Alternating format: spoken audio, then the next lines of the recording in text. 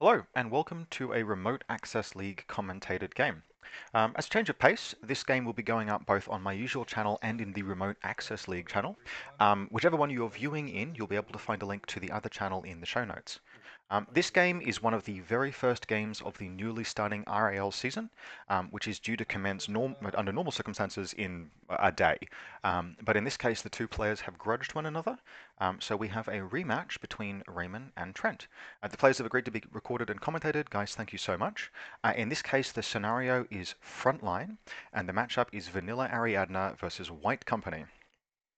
Raymond has won the role with, I believe, a Whip 13 Lieutenant, and has made the a Whip 14 Lieutenant rather, and has made the power move of choosing to go second. Obviously, this is Frontline; it's all end of game scoring, but that means that Trent was able to pick a table edge of his choice and deploy second after having seen Raymond.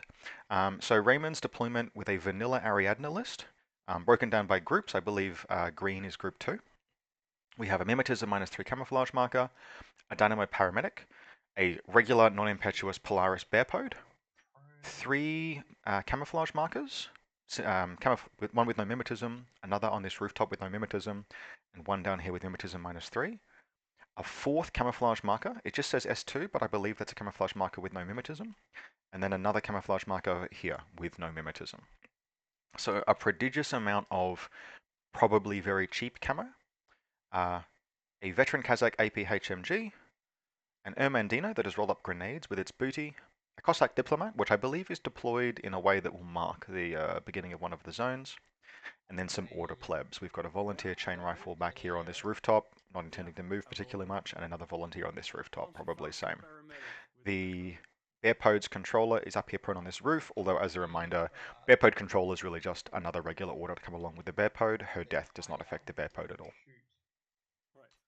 Over here, as Trent's kicked off his first turn, we have a Fugazi drone bot and another Fugazi drone bot, a big core link with an Orc heavy machine gun, a Hideout multi-sniper, and 3 Fusiliers, one of whom is a paramedic. Only the Hideout is standing. Camouflage marker down on this ground level, a camouflage marker on this rooftop, prone, both with Mimetism. A Varangian guard that's already used its regular order drop into suppressive. Another Varangian guard that's gone into suppressive. Another Fugazi drone bot, and then a Haris of John Hawkwood, a Kaplan Doctor, and a Kaplan heavy rocket launcher. Finally, the reserve drop was a Karhu Furback over here, and Raymond's reserve drop was going down before the Karhu, was the Unknown Ranger. So the very first thing that's happening is it looks like we've got some face-to-face rolls. This Hideout has declared Discover, and it looks like what's gone on is we've got a deployment error, an unforced error here. This is a Metro infiltrator with a Panzerfaust, and it's headliner fired to this Fusilier paramedic. So the Hideout has declared Discover, and the Fusilier has the Metro has responded with a Panzerfaust into this Fusilier. So that is an excellent start for Raymond. Now this Metro, frankly, is as expensive as the Hideout. Sorry, as expensive as the Fusilier. A Metro with a paramedic Metro with a Panzerfaust clocks in at 12 points. But this is pretty much forever reducing the efficiency of this this core link. It'll now be because that's the paramedic that went down. That'll be a core link of 4 for the rest of the game. There was really no reason for Trent to deploy the Fusilier there because he knew where Raymond's camouflage markers were. So this is what we call a light unforced error. How could we have done that differently? Well, the Fusilier could have been on ground level next to this ladder, or it could have been squidged up next to these 2 models. Although, I respect the decision to keep it away from these 2, because there is a high possibility somewhere of a missile launcher. Now, among other things, the Metros also survived. You might hear Raymond absolutely cackling even over the even over the light mute I've got them on. Having rolled, 12, 15, 16, 18, 20, and 20 for its saves. So it tanks through all 3 shots, thanks to its armor 1 and cover. So that's a high value. That's what we call a high value trade to start with there.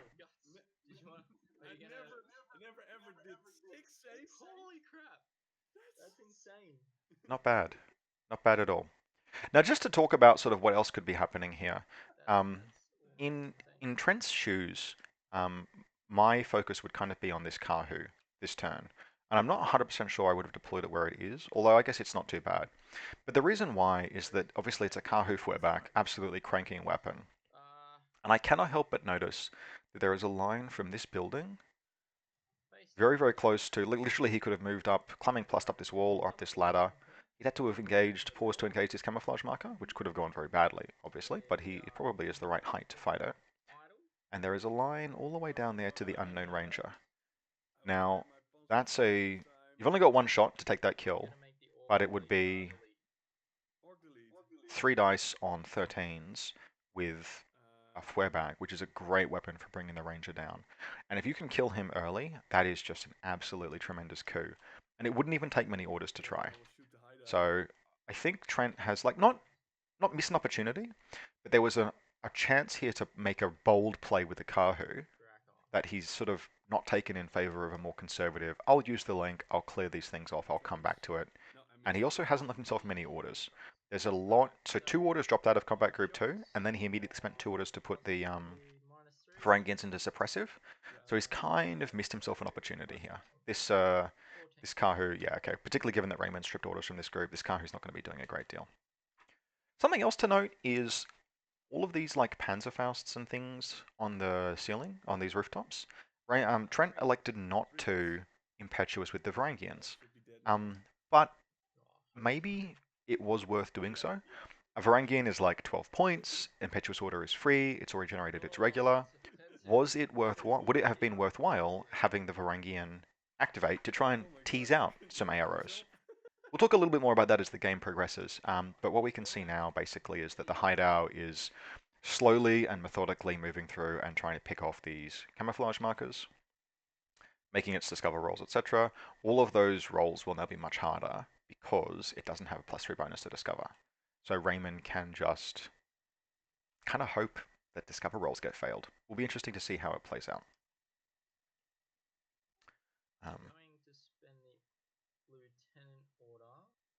So the Kahu is activating here, using its NCO. Now when it advances and moves forward, we can come down to its line of fire. It's actually quite well protected. It will see this camouflage marker in the distance, but it can move around, oh, and this camouflage marker here. So there are potentially 2 AROs here. Okay, so Raymond is electing to ARO, and a Metro is revealing. This is an interesting strategy that Raymond has, because in a sense, this is kind of like just worse Hacker's Lamb. Lower ballistic skill with a 10 on the Metros rather than 11 on Dalamis, and obviously like twice as expensive. But they're also regular, and vanilla Hacker's Lamb doesn't have like the unknown ranger. Like, there are many things that vanilla Hacker's Lamb does not have that Ariadna does, some of which I expect we will see as Raymond moves into his turn. That that do like you can accept weaknesses. You can play this kind of thing. You can take these metros. They can ablate the enemy's first turn, and you've got strengths that Hack-Islam, who nominally kind of do the same strategy but better, don't. So very interesting so far. So the Kahu's claim to kill with the NCO order. This is an awesome profile. White Company does not have access to Kahu in links. They can duo, I believe, but they can't Harris or core. But there's absolutely nothing wrong with a Kahu even unlinked. They also make excellent specialists. They're only whip 12, but with 6-2 move, Climbing Plus, and NCO on all of them, you can actually run quite a good list in in White Company, supported by, say, a Kahu engineer. Or even a fire team duo of Kahu engineer and paramedic if you are so inclined. So it will be interesting to see. Raymond is paying a harsher price than a Hack-Islam list would do to pull off this tactic. In that obviously these models that he's losing are more expensive, but they're accomplishing the same thing. I'm going to sneeze in a second. We'll just pause the recording. Woo. They're accomplishing the same thing, which is to take like 2 or 3 casualties and force your opponent to that's all they do in the first turn. You just have this blockade of camouflage markers, every one of which takes just a little longer to kill than a normal trooper. Um, so yeah, I mean, this Kahu's going to need a 9 to discover. And it looks like Raymond's just not AROing, which is totally reasonable. Now the Kahu gets it, which reveals this to be a Rookot. This is a fucking ballsy position for a Rookot with an SMG. And it's about to eat shit for its trouble. So I kind of like maybe question this Rookot being positioned out here, but I assume Raymond wanted to project the threat of 3 different things. Now let's see if it can make as many saves as that Metro did before it absolutely got obliterated. Nah, it can't. So Raymond will be down 3 regular orders at the beginning of his turn, and there's still kind of plenty of orders in Group 1 for Trent to make an attack with. Now what would he use as his attack pieces in this list? What do I think he's got? This is probably a Guilang Mine Layer. Based on the position of the camouflage markers, which means if it is, this thing just has a shotgun, which is not gonna set the world on fire, to be honest. So probably never mind that. Which really means it's this Harris. Now, Hawkwood is not the lieutenant in this list. I very strongly suspect it's this orc. I missed lieutenant rolls, which would have confirmed that via the whip roll, but we'll just lead to that. Yeah, okay. So the Harris is moving out. Now these are going to have 8 orders to spend. What we'll see is, do they have orders? Do they have targets opportunity rather? Because they could push like all the way up to here. This is probably a Libertos with a mine. Fight the Libertos, faff around a bunch, and then gunfight the Unknown Ranger, which is actually not the best face-to-face roll. Hawkwood has Mimetism, but the Unknown Ranger has Mimetism and an MSV1. Hawkwood does, however, have a K1 weapon, which is very nice for fighting the Armor Far 4 Unknown Ranger. But we'll see. So he's certainly got plenty of orders to prosecute sort of a supplementary offense. I suspect in Raymond's case, he's kind of wishing that there were like a couple more orders that had survived. Although realistically, it's only 3 models down. But yeah, I think this Rockot that was standing. Hard to eyeball the terrain exactly, but maybe it should have been like prone here or here or here, or just not quite as standing up. If we do a quick check, yeah, so just looking at like Raymond's list now, yeah, so he had maximum availability of metros, and then the Rockots are availability 3, but there's no infiltration Rockot profile that has a that's got a weapon like a Panzerfaust. So if you want to do this, you're really doing it with metros. The volunteers can do it as well, but they start getting very expensive. Their best option is a grenade launcher, which does not have positive range bands, and I think Raymond's chosen well with just his 2 metros as the ablative pieces here. I believe so, yeah, because he's prone, but her base is on the edge, and you can see from the edge clearly your dogback. So you can just depend on So they're just, yep, line of fire to this camouflage marker, but my money suggests that's a Libertos with a mine. And if we can have a quick look at Raymond's list, yes, he includes it. So this is a Libertos and a mine. That kind of leaves the only surprises as this camouflage marker. But given that we have not seen another Whip 14 model, that suggests that this is a Tank Hunter Lieutenant, which I would not have known without looking at Raymond's list, actually, because Whip 14 Lieutenant in Ariadna typically means Vasily, or Vasily, which we wouldn't see, or Colonel Voronin, which we would. There's no Colonel Voronin. There's also no other Whip 14 models, kind of, unless a veteran Kazakh is Whip 14. It is. Okay, so the veteran Kazakh potentially could also be the lieutenant. So if I was in Trent's shoes, actually, I would be assuming that this vet Kazakh is the lieutenant. But looking at Raymond's list, I know that actually it's this camouflage marker, which is a generic Tank Hunter LT, which I suspect will, during Raymond's turn, use his lieutenant order to crawl up to here, and then probably do nothing else, and just be points in the zone. But we'll see. Okay, so the Guilang is moving forward. Can it see the veteran Kazakh? Is that just line of fire? It must stay. It must be prone. It must still be prone. Spend another order and camo him back up. Okay. I was gonna say like it would get shot by the unknown ranger and the red Kazakh. So that's two orders, which says to me that He's Trent got 5 orders kinda left. doesn't have an offensive plan here. He doesn't have like a door kicking play. Cool. Um, So 4, 4, which should probably have been to move this link all the way up here, 4. kill the Libertos with uh, Got to be your quick. boy John Hawkwood, Oh, yeah. which like is not necessarily straightforward, but any damage Lord Hawkwood takes, repair it with the More Doctor, unheads. and then fight the Unknown Ranger.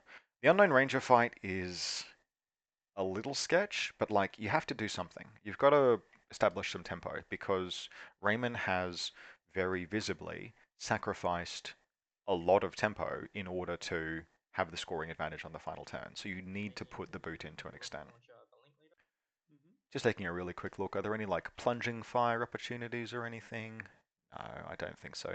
Maybe if the car who had gotten all the way up here, it could have fought the red Kazakh, but Nah. Any arrows to that before I that's pull way back? too many orders that he did not have, particularly after the car who had orders stripped. Let's So see. I do really like actually, just in terms of Just player want list to make sure composition. because I Yeah. thought Um, everything I was have pretty the good. second combat group for Trent how did is you two Fagazis, two do Varangans, and a Kahu. he That's wanted just to like really clean.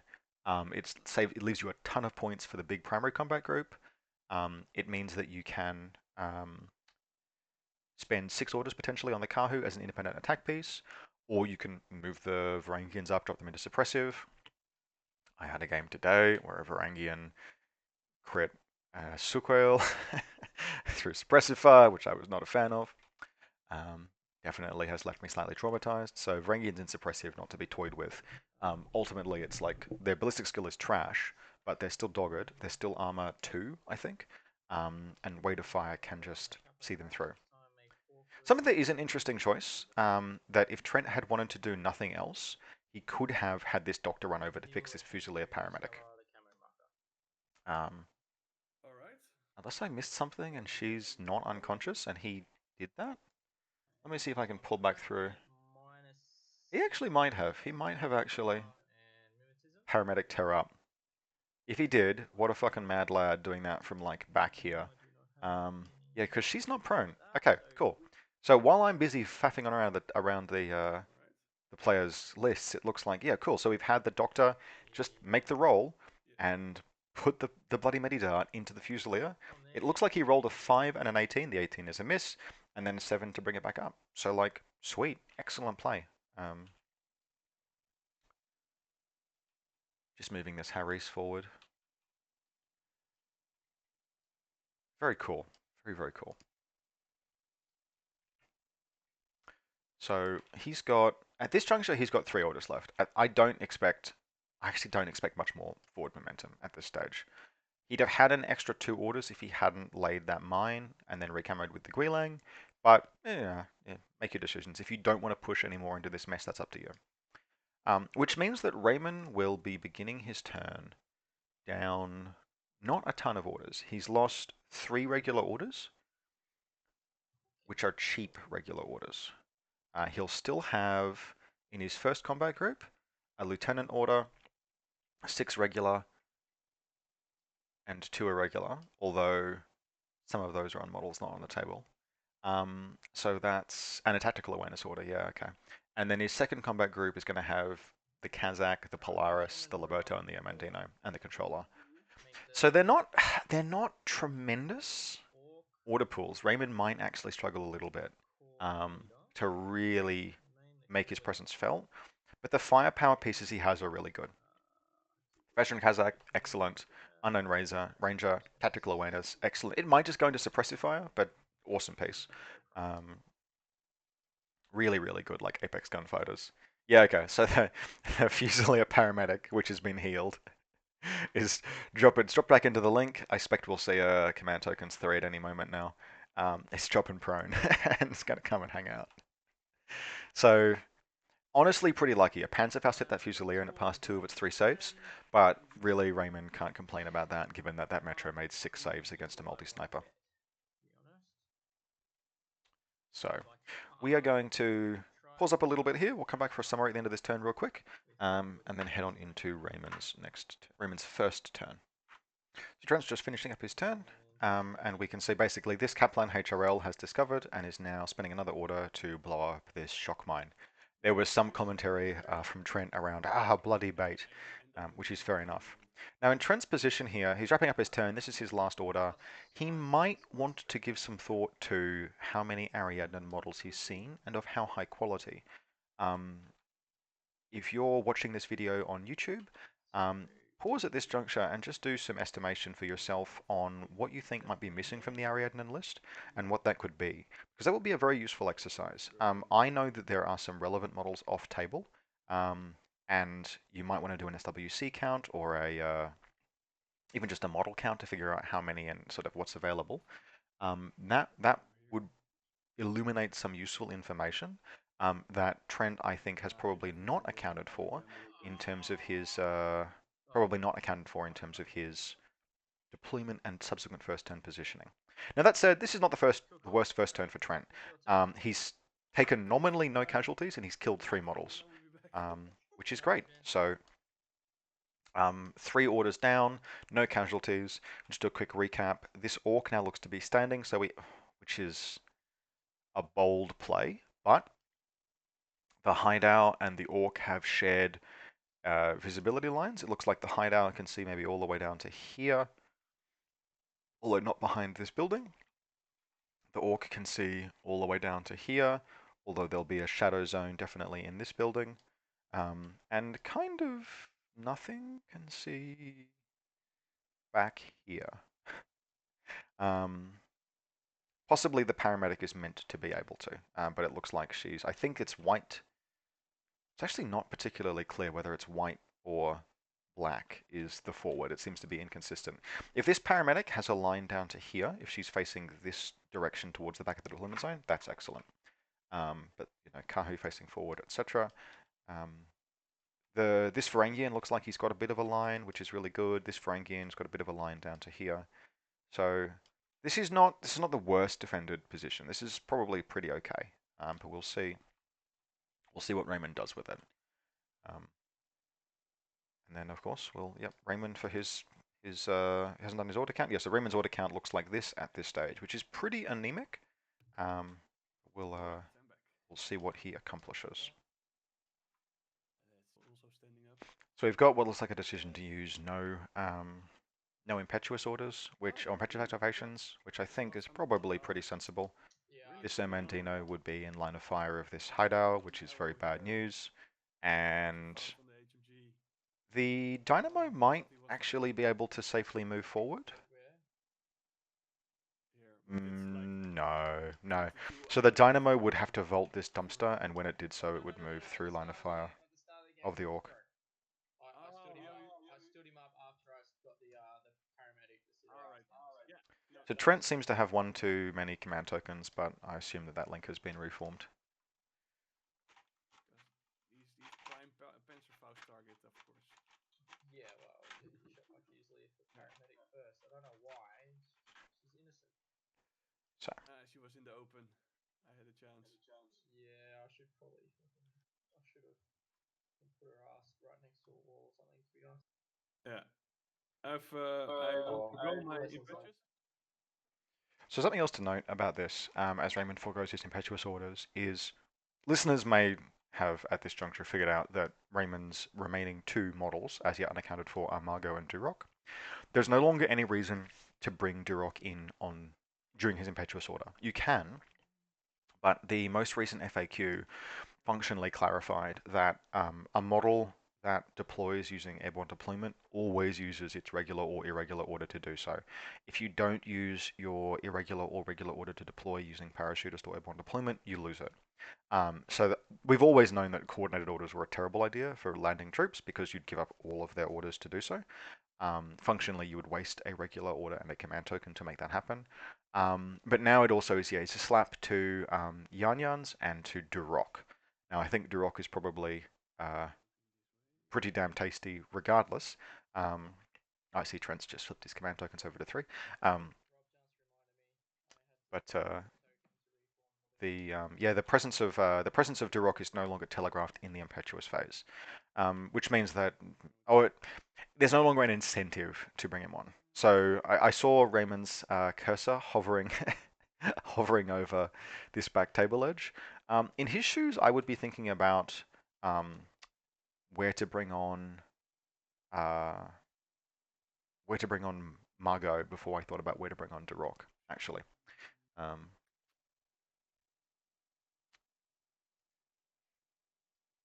so we will see.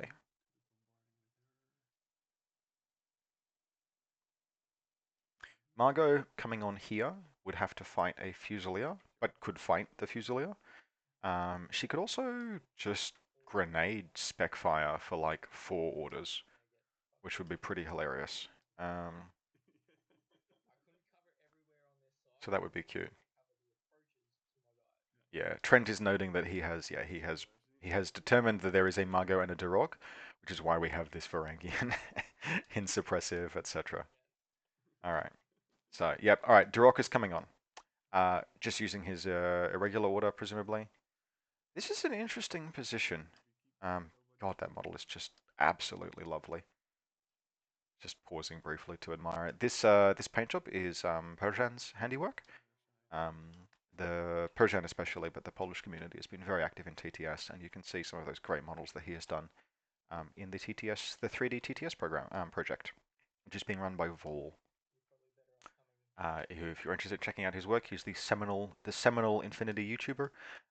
You can check out his work at Vol SC on YouTube. So, all right, on has come Duroc. Um, I will bring on Margot. so just cutting straight back from Duroc here, we can also see. Okay, so Margot is coming on as well. No faffing around, just bringing her straight on.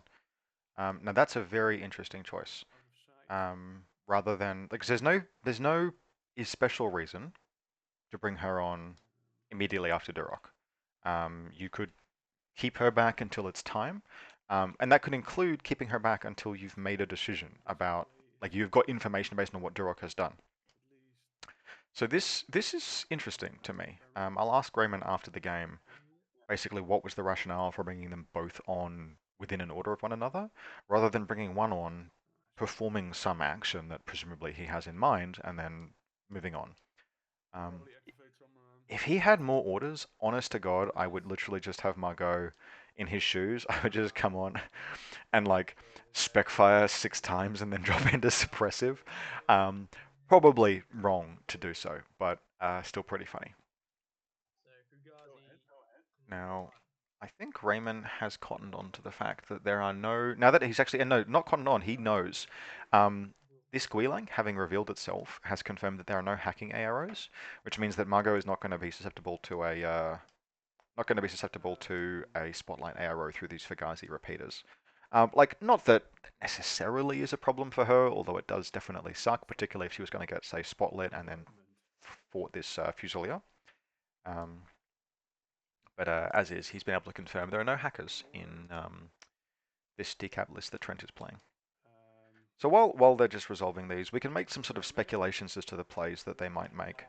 Mungo's in a great position to spec fire, which is fair enough, Grenade launcher. and she's going straight on with that. Alright. Now, I've seen Trent's list. I know that this orc is the lieutenant, but you could also look easily at these two Fusiliers and go like, oh, maybe one of them is. And then, of course, also you can just land a template and hit 3 models, which is pretty nice. Now, the grenade really can't can't kill these two in one go, unless something absolutely egregious happens with a crit. I got a ballistic skill of 14 with -6 progressive We'll let Raymond resolve this. so I'm firing on 8s. So the shot hits on a 1. So Orc is dodging on. Now these models won't have any penalty because they're in a link with 6th Sense.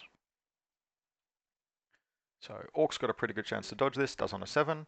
The hideout's going to need like a 12. And 11, low fizz. The real money is the Fusilier Paramedic. The hideout passes. So this is the one I think Raymond really wants, is the Fusilier. Because if he can bring this link back down to 4, face-to-face rolls become much nicer with this core. So she fails. So Margot doesn't have like +1 damage or anything. No, this is just damage 13. She takes a hit. So let's see. Armor. She's going to need a 13 to pass. No. No, so we have an unconscious Fusilier paramedic. She's unconscious again. Very nice. Very nice use of speculative fire. This link is now. I don't think the link is broken because the Orc seems to be the core leader, but dropping it down to 4 models means that, well, I mean, if he wanted to stand up and take a face-to-face roll with this veteran Kazakh, he could. If he wanted to move the unknown ranger up and engage the Orc, don't love that range, but he could.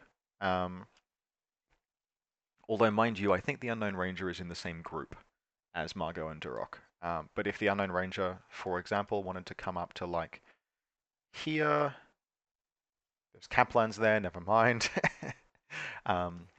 Really, it would be the vet Kazakh moving up. He'd have to crawl along here and then stand and engage the hideout, which I don't think he's running out to do. That would be 4 dice 13s to 2 dice 13s. Oh no, the hideout has dropped prone and away with its dodge movement. Very interesting. Because it made its dodge, of course, so did the Orc. So really, I think the only mistake that Trent can make at this point is to keep the Orc standing where it is if he's locking in this hideout prone dodge move, because the veteran Kazakh can kill the Orc. Like 100% the veteran Kazakh can kill that Orc. It needs, it's on 13s, the Orc's on 11s, it's got a big chunk of AP HMG. So let's see if Trent drops this Orc prone. Yeah, Orc prone. Now, while all of this is happening, it does kind of raise the question of, okay, well, what's Durok doing? What benefit is there? If he'd held Durok back, then this breach that Margot has created means that, like, Durok could have walked on here, just for example, and then just YOLO'd in some chain rifles or something. So another spec fire. So again, this is really cool. I actually really like this. This is great use of the play. Margot's excellent ballistic skill of 14 means she hits on 8s, which is not amazing. But he can spend these orders to do this. It just okay. So what's Durok doing? Why does Durok need to be here? Why did you bring Durok on first? All right. So Raymond misses the spec fire on this one on a 15. Can't hit them all. And there's just going to be some dodges and stuff, I imagine. So if we look at Raymond's order pool, it's depleting pretty quickly, and it is kind of like this is the not the problem with Margot and Durok, but because they are 2 orders off the table, and they are 2 orders off the table now. Like there's not like Durok brings himself on for free. This kind of a play is going to eat through his order pool very, very fast. I assume he's going to try and go into suppressive fire. All right, let's see. This is a 4 to hit, which is quite nice. So these Fusiliers have got a good chance of taking some casualties here. So one of them passes its dodge on an 8, and the other one, let's see how it does. Also an 8. Okay. Why? What's he doing? Armor 1? Is the link broken? Hey guys, sorry, just jumping in. Weren't those successful dodges? You get a -3, right? Not if the link is still 4 members. Oh, right, 6 cents. Well, it didn't matter because he made his armor saves. Yep. Cool. I mean, I could be wrong about what 6 cents is. Let's have a look. Open up to the Infinity Wiki. But I believe 6 cents still lets you have that bonus. Test your assumptions, though. Oh, Wiki of the Lake, tell me your secrets. 6 cents. Troopers with this special skill have an uncanny ability to blah blah blah. Allows users to respond to attacks outside the line of fire. Allows users to ignore surprise attack mods. I don't think 6 cents gives you, lets you. Gentlemen, I'm just jumping back in. I don't think 6 cents lets you ignore the -3 to dodge things from outside your line of fire anymore. I'm looking at the rule now, and it doesn't seem to be present. You ignore surprise attack. Sorry, no. If the user declares dodge, no negative mods are applied, except if you're immobilized. Everything is well. Thank you for tolerating my jumping in. Carry on. Continue. Carry on. Okay, there we go. All right. So just me butting into the players for a little bit there. Rob, do you know if a blast, if an, how does a blast from speculative work? Does it come from above, so that everything under it, or does it go to the floor? A blast has a center point, and the blast emanates from that center point. All right. And it emanates in an explosion, typically from the floor. So, for example, if you want to hit this Kaplan and Hawkwood, it'll be very challenging to also hit the Kaplan HRL. Yeah. We could try. Okay, so some more spec fire. Okay, cool. We learned some things. It's really useful to test those assumptions, as much as it's like me faffing around trying to figure things out. Yeah, I don't think Raymond can. It'd be really challenging to get all three of these models in one hit. Um, so yeah, as much as I had to jump into the players and have a chat to them then, um, They'll dodge. really useful to test those assumptions. There are a lot of rules in N3 that are like maybe very subtly different, and the community's figured most of them out so far. But always check. So I think this is Raymond's last regular order, maybe his second last, and this irregular order belongs to the Unknown Ranger and his tactical awareness. So Margot's not doing any more. So it looks like Duroc is being brought on here purely so that Raymond has the impetuous and irregular order in subsequent turns. And if a model that is impetuous that begins its order in the enemy deployment zone or reaches the enemy deployment zone can activate for free. Um, Still one in so the group. if we look at what Raymond has accomplished here Okay. with all of the orders available to him, so far he's killed a paramedic, which is like maybe not the best thing in the world. Yeah. Um, I'll fire on Hawkwood and again. he's spec firing again. Yeah. So Still on the. killing the doctor would be really nice, Yep. but I can't help but feel that Okay. once this Overwatch was suppressed, it might just have been better. Yeah. Specfire is Specfire is like a bit like guided missiles as an attack. It's safe in the sense that there's no risk he's taking here, but I don't know if Margot's like a Varangian is presumably just going to come and kill her next turn Right. because Raymond's only done one casualty. Uh, Now, all things considered, I think Raymond is in a pretty good position for someone who made the absolute YOLO play of straight up choosing to go second. I think having seen how his turn played out, it's possible that he could have maybe had like one more order going into this turn if he'd been like a little more conservative with a Rokot. But then on the other hand, maybe if that Rokot had been um, not deployed as conservatively, then I miss.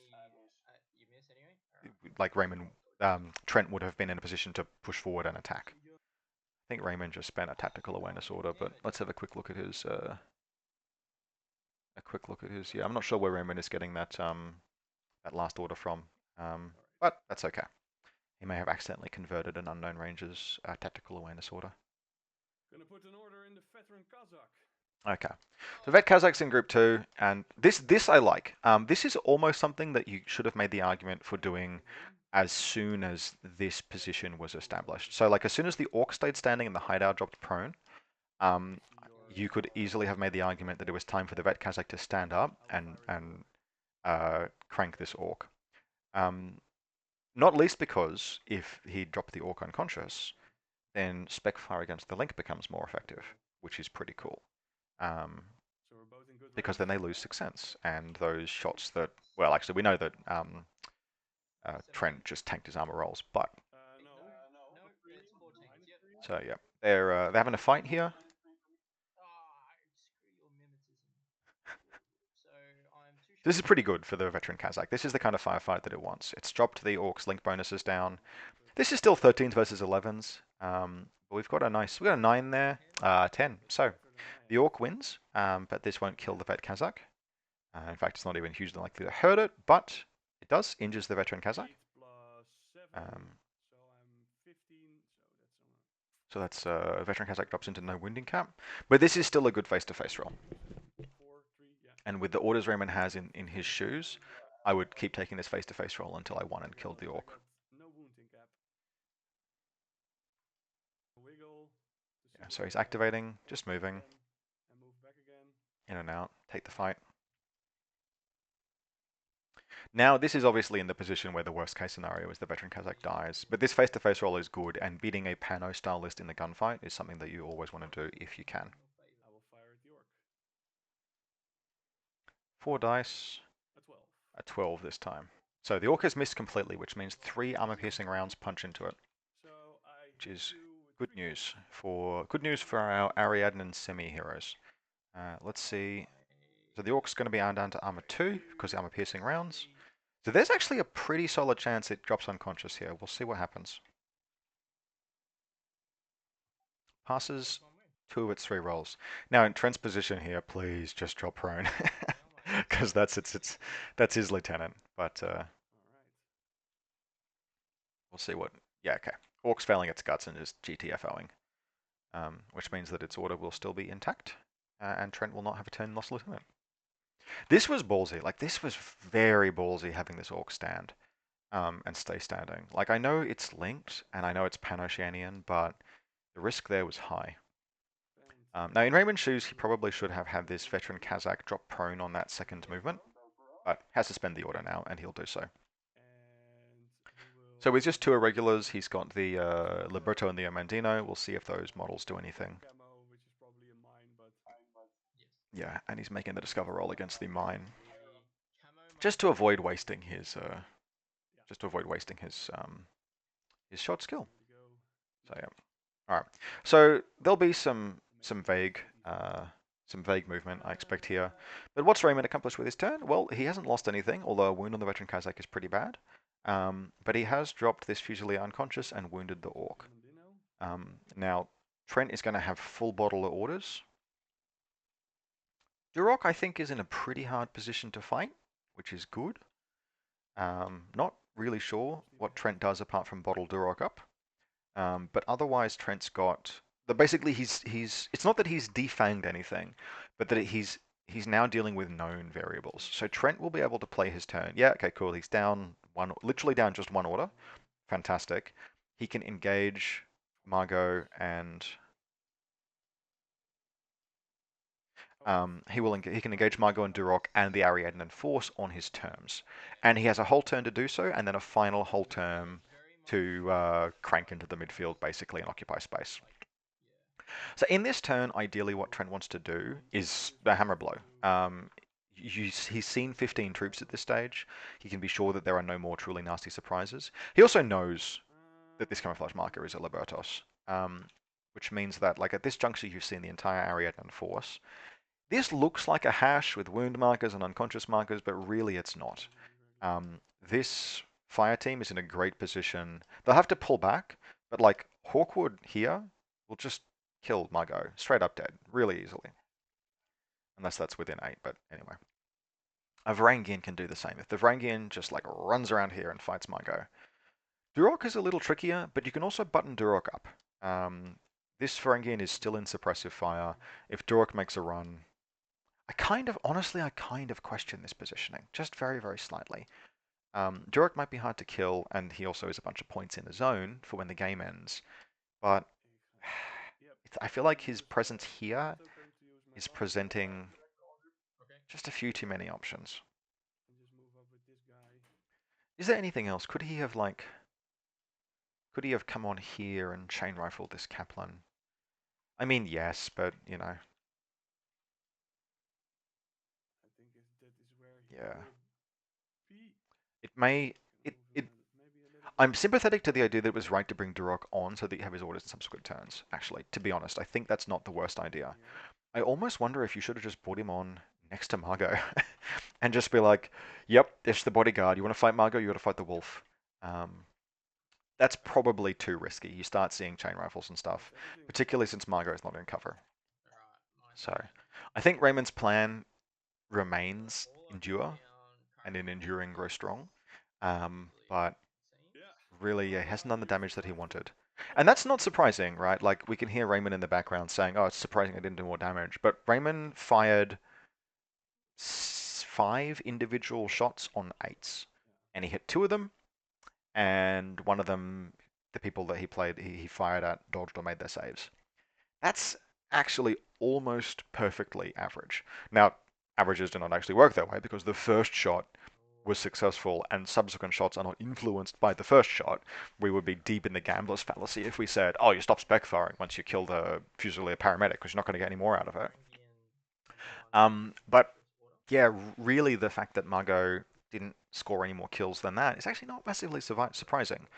And it's kind of like, okay, cool, well, she didn't score any more kills, so I wish slightly she'd come on here. She could have scored all of the same kills. That's still almost certainly a 24-inch range grenade, and she'd have been able to fight this Varangian from like here. You will move towards me. Okay, they're doing impetuous wrong. Guys, you're doing impetuous wrong. The Varangian goes towards the deployment zone unless it can reach melee in that movement. Unless we can. That's what I thought. That's what I thought. So, basically, I return to the shadows. thanks, Rob. You don't have to return to the shadows. You're a welcome person. I'm also talking like a mile a minute, and you guys would not be able to hear yourselves. Alright, cool. Alright, So, I'm gonna send in regular yeah, so order. the Varangian will just move, I assume, to do this movement. Yeah, so the Varangian, just again, even though Margot is in zone of control, that was an old N3 rule. A lot of people have hung on to it, actually. The idea that you impetuous towards an enemy if it's in your zone of control or if it's the closest or something. No, impetuous troops move towards the enemy deployment zone, and we know now that they move by functionally the most efficient path they can find. Um, that's some interpretation there because the actual wording is that you have to end as close to the enemy deployment zone and as far from your starting position as possible.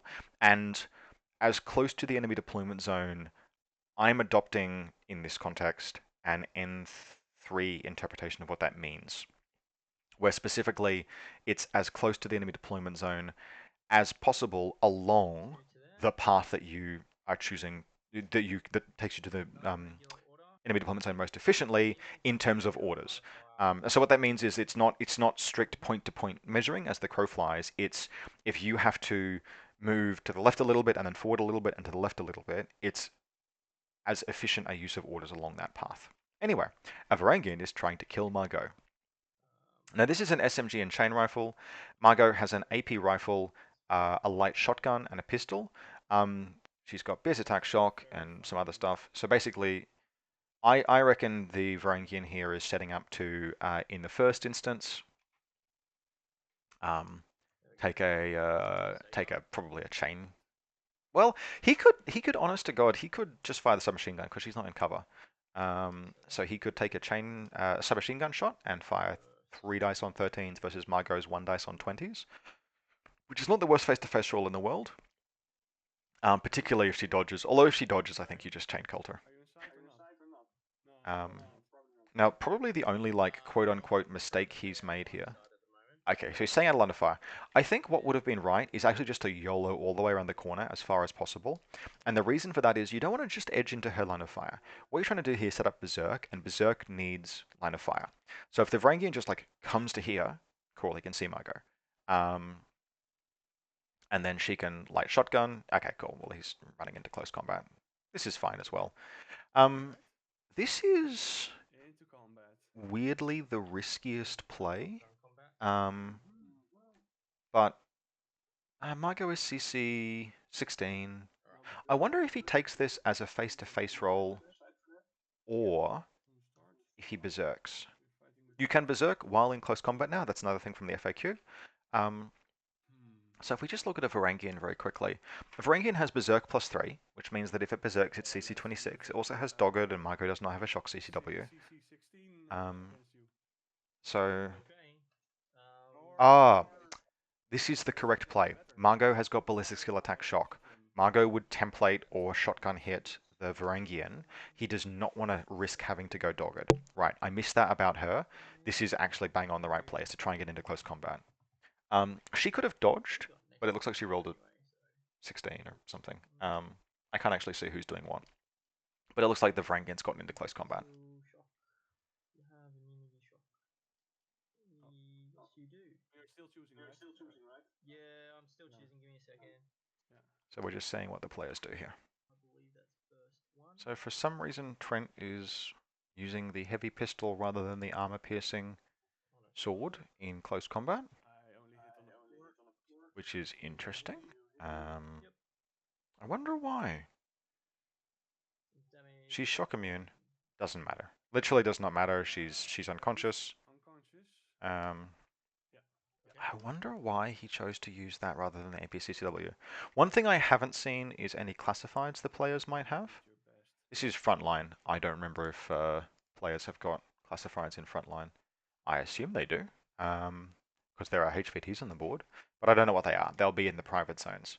We'll spend another Hard order to say. again, Let's see what happens. and he will make a whip roll.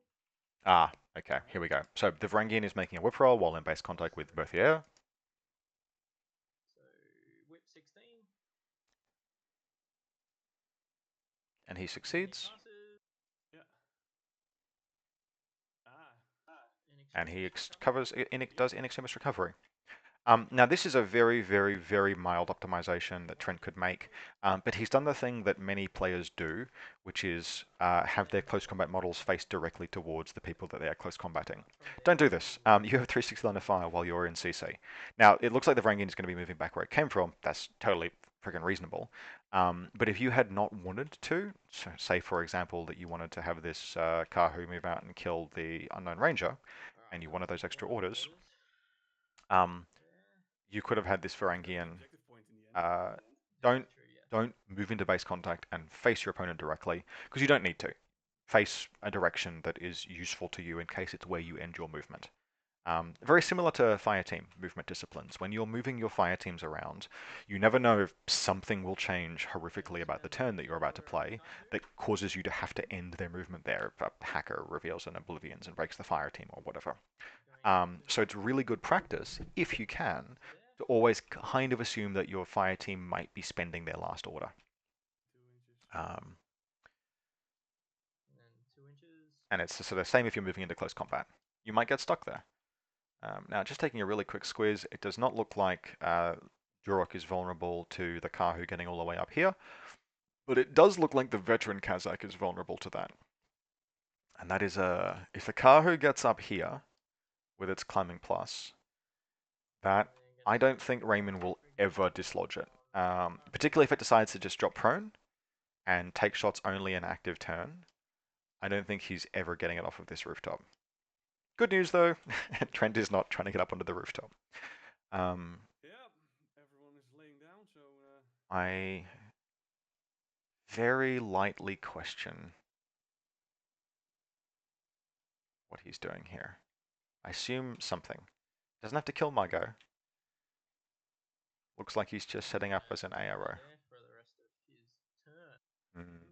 So this is just positioning the Kahu to watch the veteran Kazakh, which he could have done, or he could have climbed up here. Probably didn't have enough orders, particularly with this Varangian extracting the brain from Margot.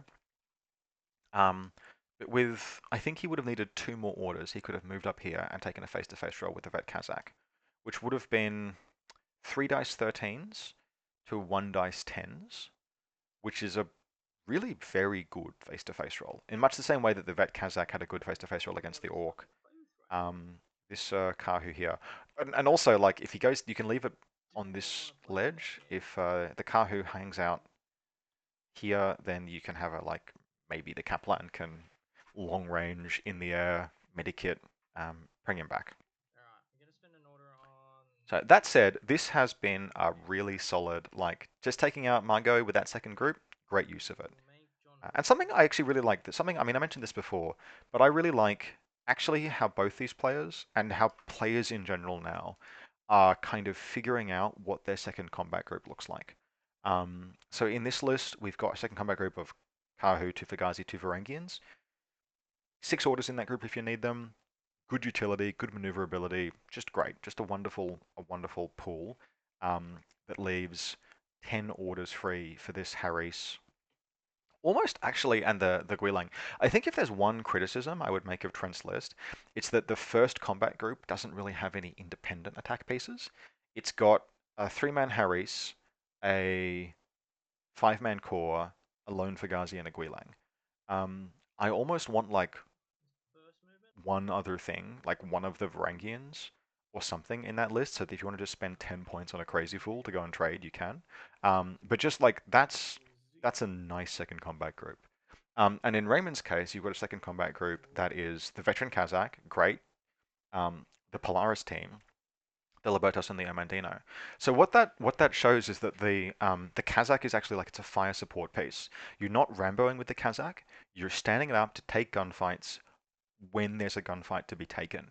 And that's excellent. That's the kind of thing like people are writing lists now that do that with tags, where you have a secondary combat group that's like 4 regular and an irregular order, Okay, one of which is a tag, and then it's got tactical awareness. That's still 6 orders on a multi-HMG, which if your opponent has like a link out, you can move, you can fight the link, you can try and like, force that riot core missile launcher or whatever. You can take face-to-face rolls until you get a kill, or force a model down, and then you leave your first combat group for the pieces that need more orders to attack. Um, and so we're like some months now, many months now into what is time? I can't remember. When did N4 come out? September last year? Doesn't feel like it feels like it's been longer than that. Anyway, um, we are long enough now into this edition that people are kind of like figuring out what 15 troops as a restriction means and how to really like build a list that's good. Now, I would observe not seeing a ton of 14 model lists, but sometimes I'm seeing like 14 and a war core, or 10 and a war core. And actually, like, it's weird that I like that. The Ariadne list I played today had a war core in it, Right? Or and there were some pieces in that list that were just like really good. Um, so, all right, the Libertos, the Libertos is being styled on. So Hawkwood's moving up to see this Libertos. I wonder what it will do. Because Hawkwood obviously has got like some stats and no wounding camp and shock immunity. Um, yeah, armor 3, BTS 6. I mean, like if you have to, you let it discover him. But yeah, Hawkwood's probably taking that fight with his multi pistol. In fact, if or his nano pulsar. Um, in fact, if Trent is sensible, that's not a fight you take with a K1 marksman rifle against the Libertos. So yeah, it looks like Hawkwood is moving up here to take this gunfight against this unknown ranger. Oh, also something from Raymond's turn. No order spent on this camouflage marker, which we know is the lieutenant. Um, it's possible that it will be. Raymond may have a better idea of his deployment zones than I do. again? This right. From there, looks like the deployment zone terminates kind of like where the unknown ranger is. 2 inches. So a movement up here and a movement ladder, here just would to the front, would get and him then I'm to a gonna good spot. move him 2 inches up the ladder. Ah, but it turns out that is a good thing that has happened because Hawkwood is going for a stroll. So what we're doing here is we are seizing this. This is the Kaplan team is seizing the high ground. Trent, I think that's through line of fire at the Libertos. Where I will see you go. Well, like this is going to be a tasty shotgun. With Oh dear. With the camo. This blue Yep. camo. yeah, okay. Yeah, that's going to be a spicy shotgun. So I see you go. Now, it's not necessarily going to matter that much because really, like, although I mean, if it kills 2 Kaplans, it fucking will. But And what we've potentially got here is Hawkwood getting up this ladder So and then up this ladder to here. And if it does so that, it's got climbing. ooh some very good shots. It's got a shot into the bear pod, it's got a shot into the bear pod controller, So second half of my and then it's got a shot into the unknown ranger. Yeah. Players are just figuring out what it is they're doing. So I don't think Raymond actually has a gunshot here because the first move would have like provoked the ARO, but it kind of doesn't matter. Template weapon, so I don't need to. I will use machine light shotgun template. Okay. Maybe they all moved in on the second. Actually, they could all have just moved in on the second movement skill. Oh, this is potentially rough. Now, I think this is just line of fire that he didn't see, right? The Libertos has got a line out into this alleyway. It's going to see Hawkwood. Um, Oh, that's a spicy hit. That's a spicy beatable. does Hawkwood even have stealth? No. Okay. So if Hawkwood was in zone of control, To be able to see underneath everything. yeah, Yeah. I think this is going to clip the fucking lot.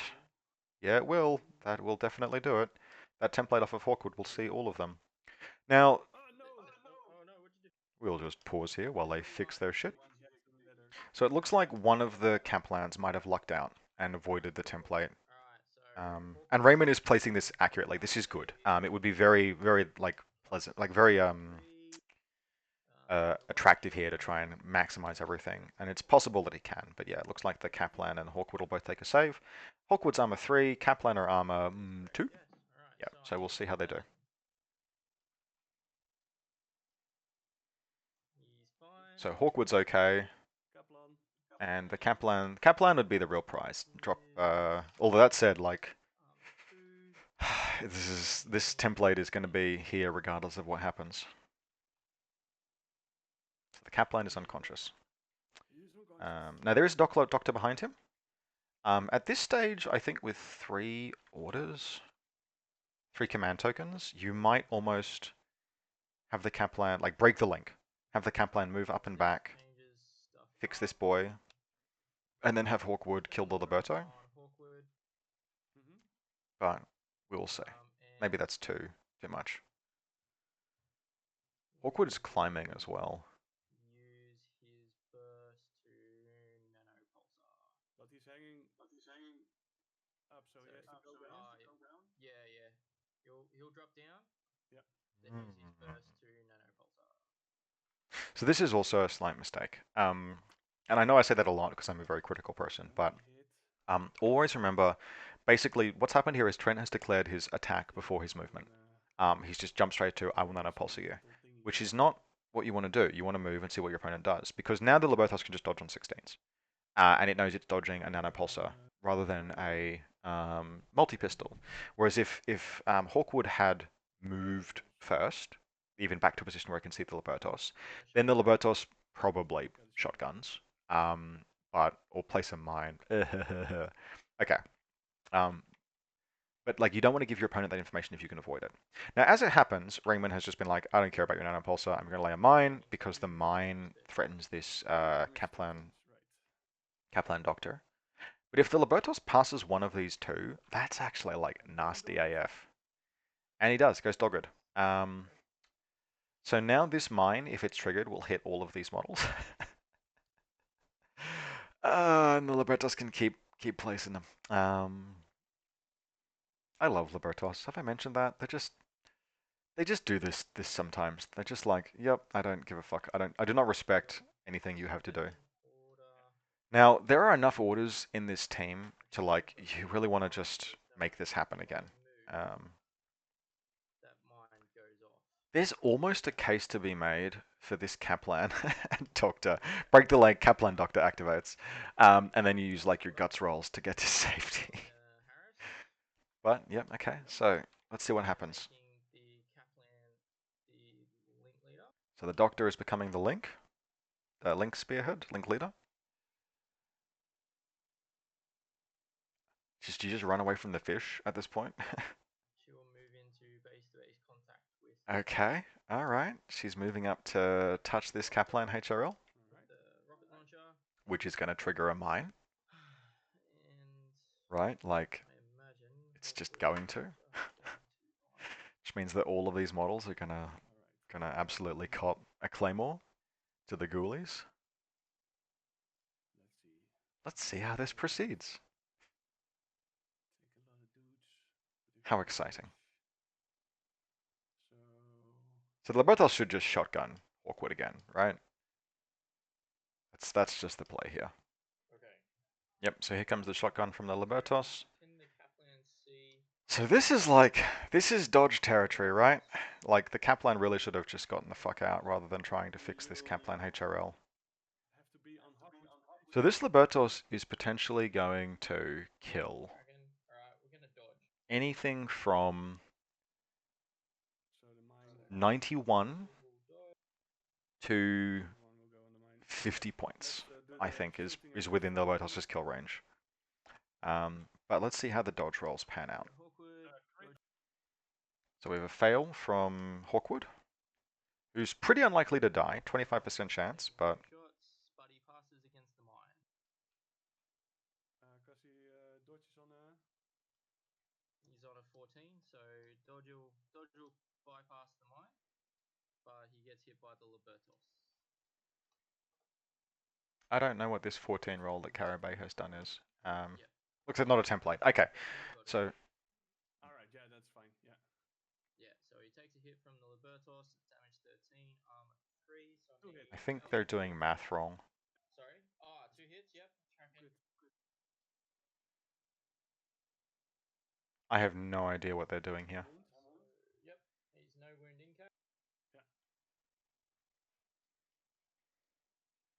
That Libertos does not have. The So I think there's an erroneous assumption that 14 was a crit, laying down. Yeah. which is not how that works against mimetism and cover, but it is what it is. Yeah. Yeah. Then he's. So immunity shock is keeping Kaplans alive, but it does not really matter However. Yeah. Yeah. because that's the doctor and it's unconscious. He could. No, the Fusilier is unconscious as well. Margot strikes from the shadows. So the Libertos has now accounted for 50 points of models, as well as a wound on a very expensive piece. So Um, spend another Now orange. I think they calculated that crit on All right. Hawkwood incorrectly, but like that was spicy AF. And this Libertos is probably like it can just keep templating Hawkwood now. There's a really good chance this will just like absolutely stall out this turn. And what Trent wanted to do, which was totally reasonable, is come up this ladder, I suspect, up this ladder here, and just like wreck all of this shit with Hawkwood. Mimetism, great gunfighter, blah blah blah. It's not going to happen now. All right. The Libertos has put an absolute Do freaking hole in those plans. So great discipline from Raymond in terms of like landing those templates, dropping that mine. This is sort of really well done. So yeah, very, very well played. his last mine down. Yeah, okay, so the last mine from the Libertos comes down. The Libertos is probably going to die now. It'll take double nanopulses. But then, of course, again, Hawkwood is going to have to dodge or tank another mine. So we will see. 2 nanopulses. So 2 more BTS saved for the Libertos, who's saluting and laying its last mine. And it dies. Excellent. Does that clip the mine as well? No. No. Okay. So a quick question here from the players was, does the nanopulse clip the mine? No, the mine is placed at resolution. So the Libertos dies and with its dying breath places this mine down. So Hawkwood now is in a position where the mine is going to explode, but he can dodge on 8s and then pass his armor rolls on 11s. I mean, he has to attempt to get out of this, right? If he stays where he is, something will just shoot him. So he probably moves back here. Back here, okay. So this is an interesting play. All right. Mine will go off. In his shoes, I would still be trying to. He's got 3 more orders after this. I would still be trying to go for this high ground, even if you can't execute from there. But we'll see if he survives. It may be a completely moot point. No, he makes his dodge. All right. All right. So, and like, if you think about that, that positioning, there might have been there's the desire to not move in a way that lets the mine hits these 2 Kaplans, but those 2 Kaplans are not useful to you. You've got no doctor left. You've got no paramedic left. There's no point them being alive. In fact, them being alive just gives Raymond bodies to do classifieds on. But so he's climbing up here. And it's very possible that the actual plan here is just Hawkwood is going to sit in the middle and be 40-something points for the rest of the game. 41 points, which is a totally reasonable plan. This is hard to get to from this position. He could just hunker down here and drop into suppressive till the bear pod comes and kills him, which will happen, but still. So Raymond, I think, pulled an absolutely excellent defense with this Libertos, which sometimes will happen. So, yeah, just maybe doing a little bit of rewinding here, where Trent is like, "Why did I move here?" That's up to you. So Raymond is allowing a fairly generous take back here, but I think it's not unreasonable. After the fish massacre, just to get Hawkwood up to here. And then it looks like Hawkwood will either drop into suppressive or drop prone. Now the bear will still come and kill him, just to be totally clear. Is that hideout in a position to stop that? No, not really. Maybe. All right. Maybe. Maybe. Maybe. And move into Um, Change his face. yep. So Hawkwood is just going to come and hang out here.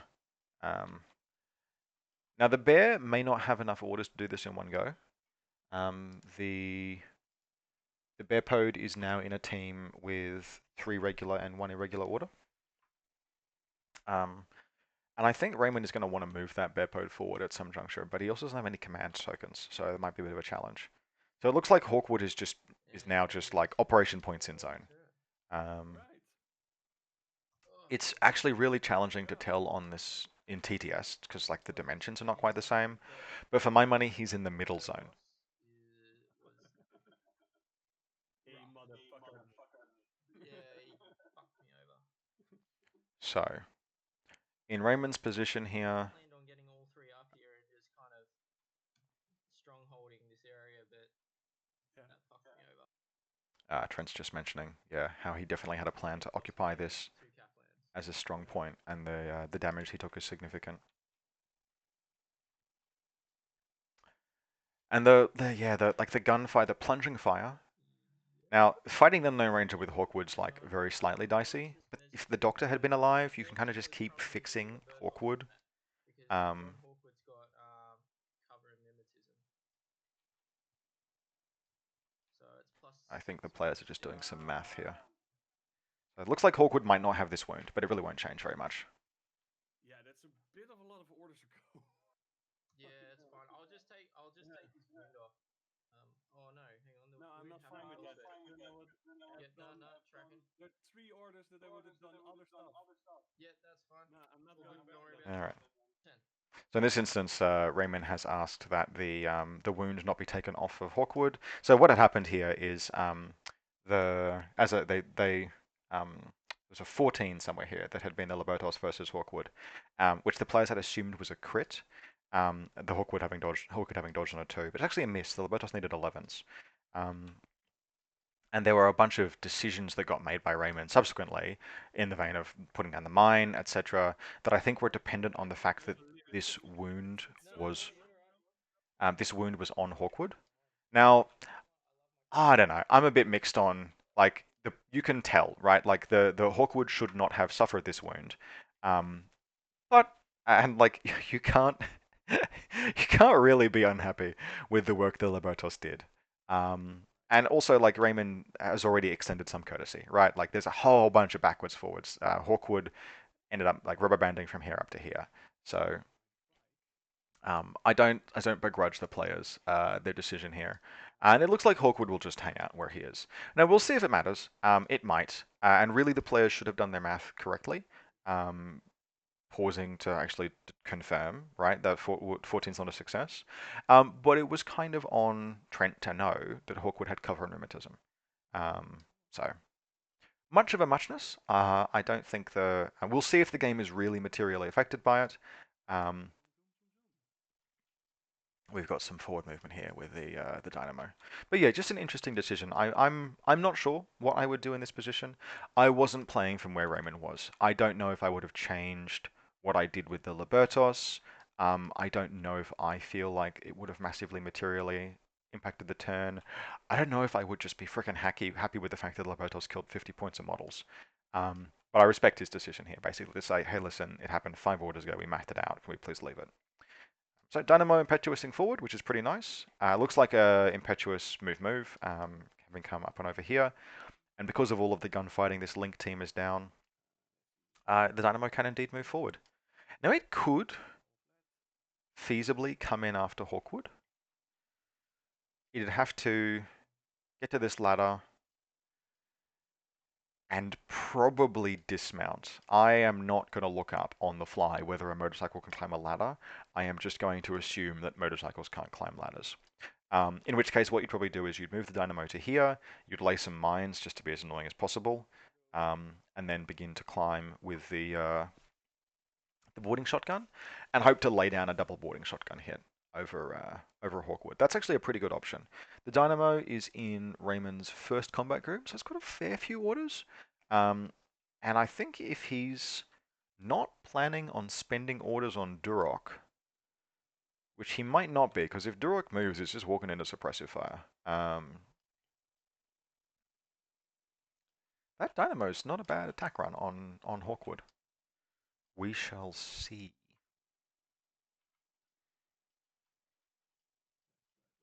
Yeah, just some order calculations. Looks like Raymond is just trying to figure out what he wants to do with his turn. One of the nice things about impetuous models, this is the weirdest like quality of life thing, but something that I have found when I have impetuous models, it's just nice in the way that they kind of like set the direction for the rest of the turn. In the sense of you can do your impetuous orders if you're so inclined. You can see what happens, and it gives you sort of like the fog of war clears very slightly. Um, and so there's you sort of always have this option if you're like, I don't really know what to do. You play your impetuous orders, and it can be like, oh, okay, I have an idea now. I've had a minute to think while I moved a motorcycle forward. So it looks like Raymond has an idea now, and so the dynamo is indeed moving forward. So yeah, down come the mines. I'm not sure she can put these anywhere. So choosing just to fire one.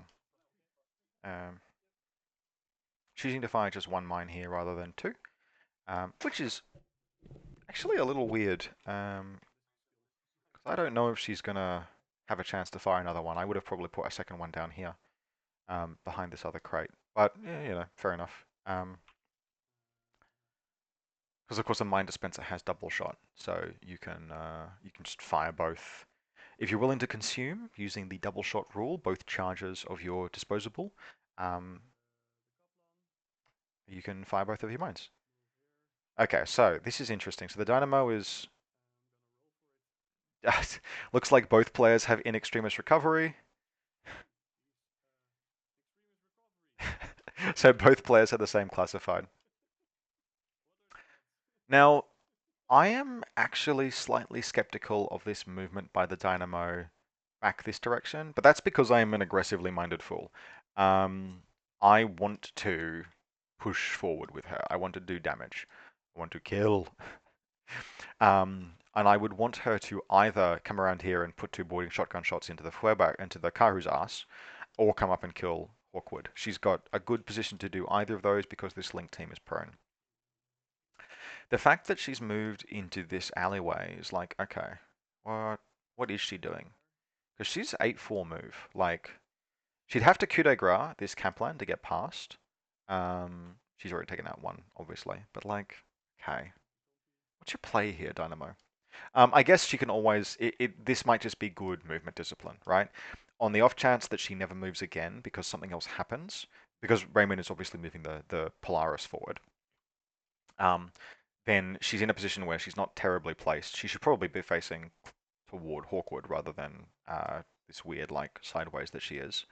But maybe on the grounds that if she was never going to get forward, she'd want to end her movement here. So that actually might not be too bad. So as it happens, the Polaris is chunking. The big bear. Please pretend that this model is a bear. Looks like it'll be coming after Hawkwood. Now the Polaris is fast at 6'4", and it has climbing plus, but it's pretty limited for orders. Hawkwood's getting some dodge rolls here. It's honestly just kind of a question of whether or not it'll actually even have. Uh, yeah, that's under control. Easy. Piece of piss. Um, it's kind of a question as to whether the bear will have, like, maybe it'll have one order against Hawkwood to make an attack. Um, and if it does, it'll end up like hanging off this building or something. So we'll see what Raymond does. The Bears, I mean, I've played one game with and one game against a Polaris at this point, so I don't have a really keen idea at this stage of what to expect from them. Um, the the regular, cheaper, comes with a 9-point order Polaris feels like kind of the best version. Um, but you also feel it also feels like you really want to. Oh, the players are just talking about something. It also feels like it kind of wants to have a bunch of orders to launch an attack.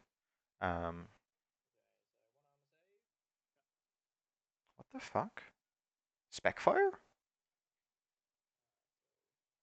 Specfire is not zone of control. Specfire that's more than 8 inches. I mean, a 5 hits anyway. Um, So a 5, yeah, because if you're -9, then you needed a 7.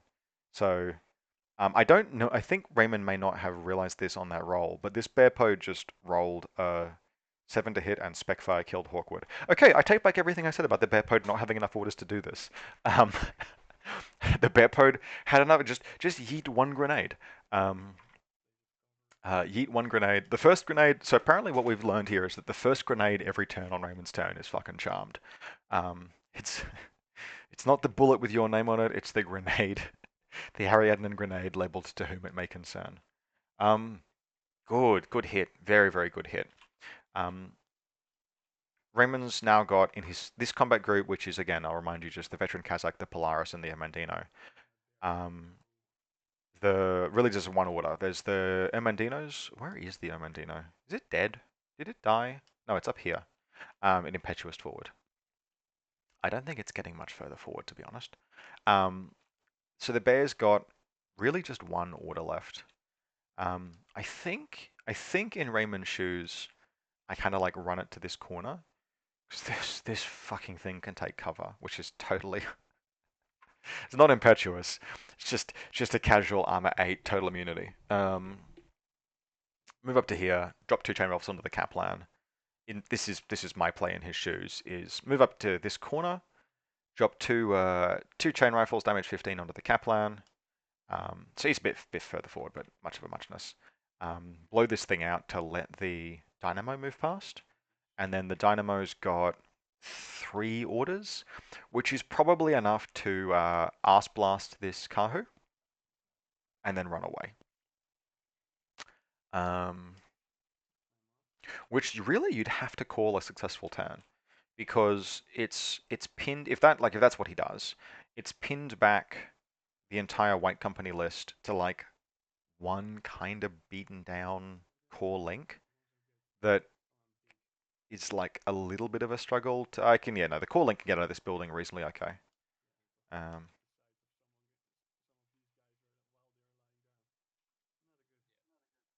yeah. Well, we'll see.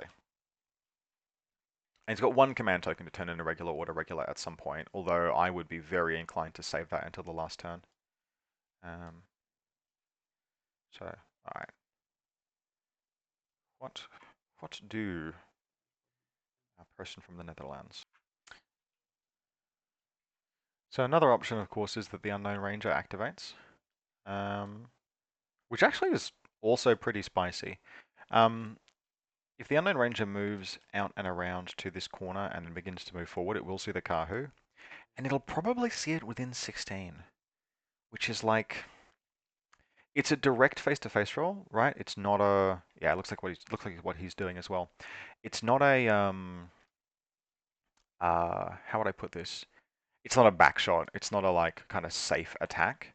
But it's also pretty damn good. Like burst 4 on 13s versus burst 1 on 13s, or possibly burst 1 on 10s. Kahu's firing explosive round, but there's no paramedics left. The ranger probably needs to move a little bit further forward. But I think he can do it. He's got 6 inches. Might be able to get this with his one order.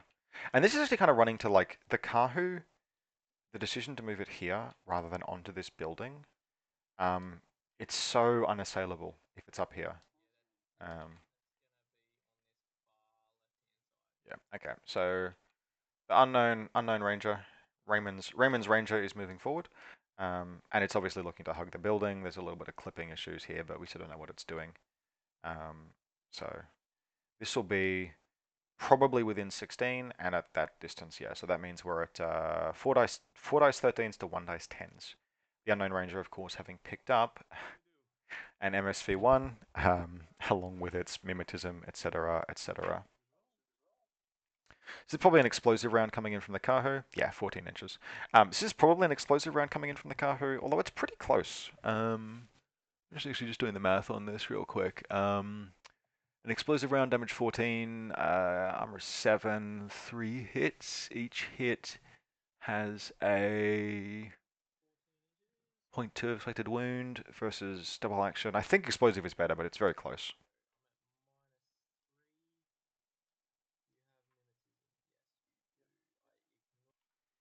This would be a really good time for that Kahu to crit, to be honest. That's a miss. So Raymond's only landed one hit, which gives the Kahu about a good chance of surviving and gutsing as he can. Armor 1 in cover versus damage 14. This is strictly a coin flip. Um, and this is one of the few weaknesses of the Kahu is that they are just light infantry.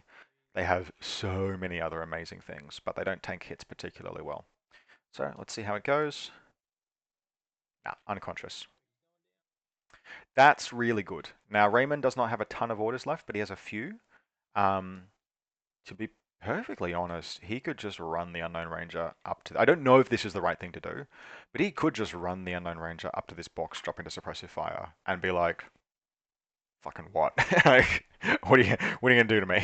Um, so what's he got? He's used tactic. Actually, he hasn't used his attack awareness. Oh no, he may have. Yeah, he has. So he's used his attack aware. He's got 3 regular orders to spend. Um, with the Dynamo safely nestled back here, it feels pretty reasonable that the Unknown Ranger will take these orders and will probably use them to gunfight and then really would like drop into suppressive. If he's going to do that, the only target of clear opportunity is this Varangian. But it's a pretty good target opportunity. Like the Unknown Ranger um, dunks on Varangians. So probably the like best case move is something like 6 inches out to here, fight the Varangian, ideally kill it, and at that juncture, what's the best play? The points the Unknown Ranger is worth make his safety kind of a priority, but he's so good in suppressive. You might try and end up behind this building in suppressive, watching both of these approaches. You might try and end up prone behind these flower beds in suppressive, something like that. Now, I will back up here to note that this play to spec fire with the bear pod definitely meant that it was relevant, the crit math on uh, Hawkwood. So I guess just the lesson here is do your math, guys. Like, really be sure. If someone crits, be sure that it was a crit. It's always worth the like, just take the 2 seconds and be like, what did you need? Okay, you needed mimetism and cover, and I'm +6, so you're on flat, so you needed an 11. Just do that. Um, it's not rude, particularly if you've been crit, right? And even if you haven't and it's close, like it's just if you're not sure, if it's not like 1, 2, 20, cool. You don't need to do math on that face-to-face roll, but you do otherwise. Just pause, just take the like 5 seconds. So, um, when did they discover that mine?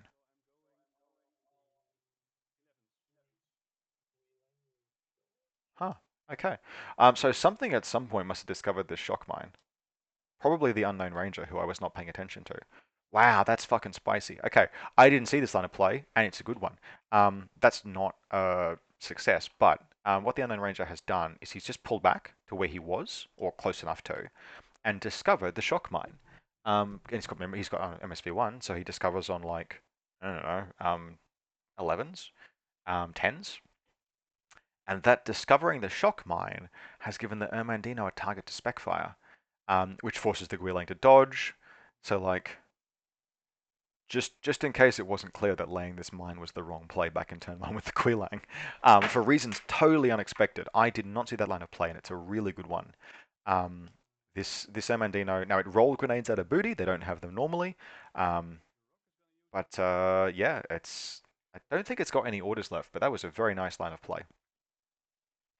So now we've got, looks like 3 orders to spend on Duroc. I don't know if he's going to do anything with it. Like, do you just run into this Ferengi and Specfire?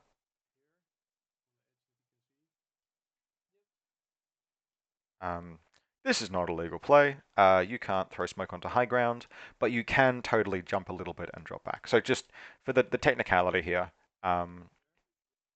so you must find a 3mm by 3mm space of ground, horizontal ground, basically, to see um, to drop a grenade onto. You can't throw grenades onto walls. You can't throw grenades onto horizontal surfaces you can't see. Um, Now, Duroc could have spec fired, and indeed he rolled a 7, so if he did spec fire, then that would have been fine. But Duroc's got super jump, so he can also just like mosey up to exactly like 1mm above the height of that ground and just lay the smoke. Um, super jump is still useful. I will die on this hill. So it looks like Drock's just moving forward. And in particular, it looks like, I mean, is this good? Um, it's not bad.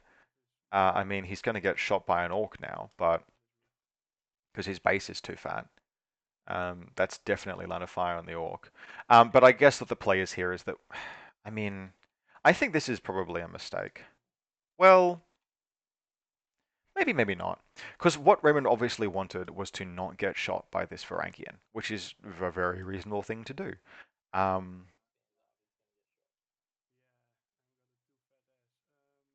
but and at some juncture, Drock needs to not be in the deployment zone of the White Company player, so he has to get forward. Um, if he stands up, he's just gonna crawl back. um, but yeah, Durok's base is just kind of like too large. Yeah, it's not gonna do it, buddy. Now, I mean, what you do is you just try and get within 16. I don't think that is. Um, so he's just gonna hunker down. But at some juncture, Durok needs to get into the enemy to get into the deployment zone of the get out of the deployment zone because you don't score in deployment zones in Frontline. Uh, I don't think he's. I think he's done himself a mischief here. Now he couldn't just jump over here because he'd be taking suppressive fire. He could have risked it.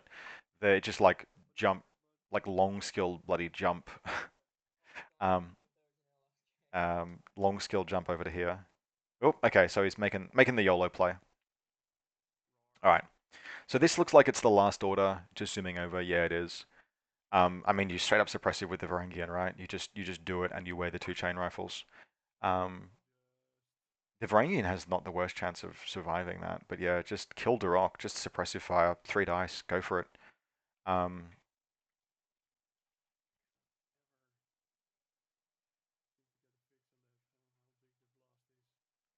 that looks like it's in range to me. Raymond was just saying he can't quite tell if it's within 10.5. And it is really hard in TTS to get those just right, but I think that's inside. Yeah, 9.5. The one thing I've learned is that the big blast in TTS is always big. I swear the TTS template is like 11.5 inches. It's not. It's correctly sized, but I swear it's not.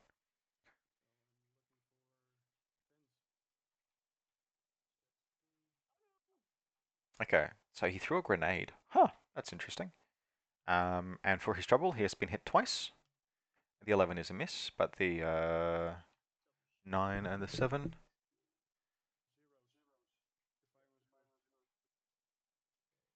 So Durok needs to pass one of two saves to survive. At which juncture the orc will stand up and like fucking blat him. No, he does not have pneumatism. He's a wolf. Alright, so armor 3, Raymond's looking for 11s here. So likelihood of 1 wound, 25% chance of dying. Let's see what happens. So Durok takes 1 wound. Which, I mean, frankly is, yeah, like, not the worst thing in the world under the circumstances. So this Varangian put into suppressive fire. Varangians in suppressive... I'm fucking telling you, man, Varangians in suppressive fire are so annoying. Now, there's no doctor hanging out behind this thing. And Durok knows, like, that was a 9.5-inch range face-to-face roll. I'm slightly lost on the decision to um, throw a grenade there. That was obviously more than 8. Really, it was just a question of was it within 10. So, I mean, Durok is Fizz 16, and that would have 1 dice on a 10. But really, I feel like that was a chain rifle shot for sure. But still, Durok is alive and points in zones. But this, yeah, man, Varangians in suppression are just so so very annoying. All right, well. So that was the last order for Raymond. Raymond, I think some very good rules. Yep. So here finally the lieutenant reveals itself, just to stand up, and it looks like it'll move 4, and then it'll probably drop itself prone. Um, so like all in all, that was as much as this Durok. I mean, sort of Raymond can. I think he knows, right? This like play to get Durok forward really hasn't played off. Um, really, really good plays this turn. Great movement with the Unknown Ranger, great movement with the Dynamo. Great movement with the Polaris Bearpode and that spec fire. Some of it had to pay off, like the Ermandino shot didn't, but the Bearpodes did. But yeah, really, really solid play. And so now Trent is in a position where this four-woman link has to do a lot.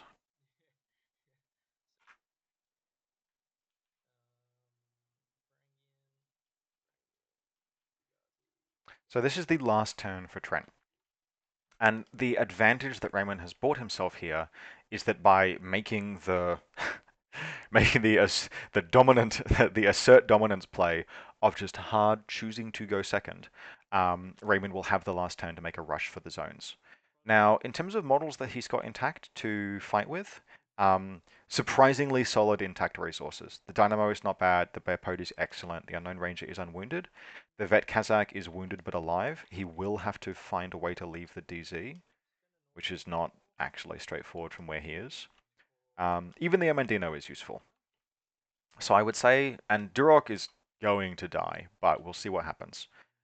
Frankly, uh, in Trent's shoes, I would just impetuous with this Varangian and put 4 rounds rapid into or 3 rounds rapid into Durok. But he's choosing to do it instead with the Orc. So I think it would have been more efficient to just take the attack with the Varangian. But then I also understand why you might not do that. So we have 5 dice HMG. I'm going to say it's probably going to be on 14s. Durok will be dodging on. So Raymond said dodge, not BS attack. So that 19 is not a success. Okay. So when he said dodge, he meant smoke dodge. Smoke dodge is not a thing. Just a reminder, smoke dodge does not exist in N3. Smoke grenades have the face-to-face special property. Anyway, so there's some smoke down. This Varangian, if it wanted to, could still kill Durok pretty easily, but well, not pretty easily, but can probably kill Durok. It can berserk into him, and we'll see what happens. So yeah, Durok's got his 19 down.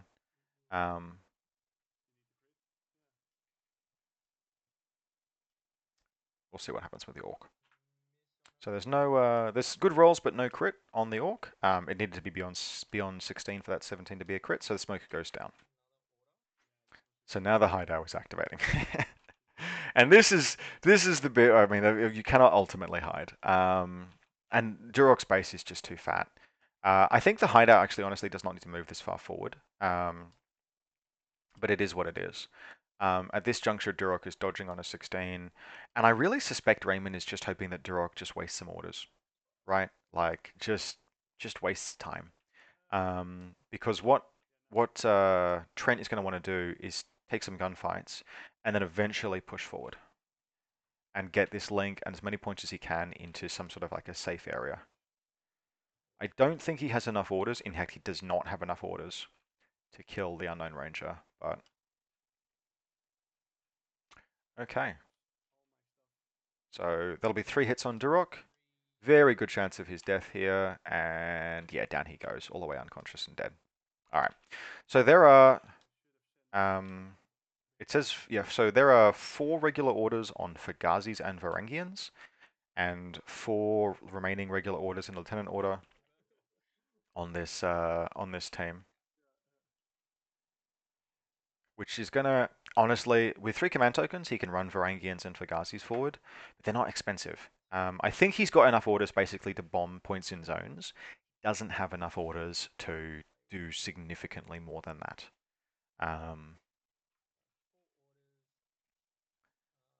There are no targets out. There's a Ermandino up here.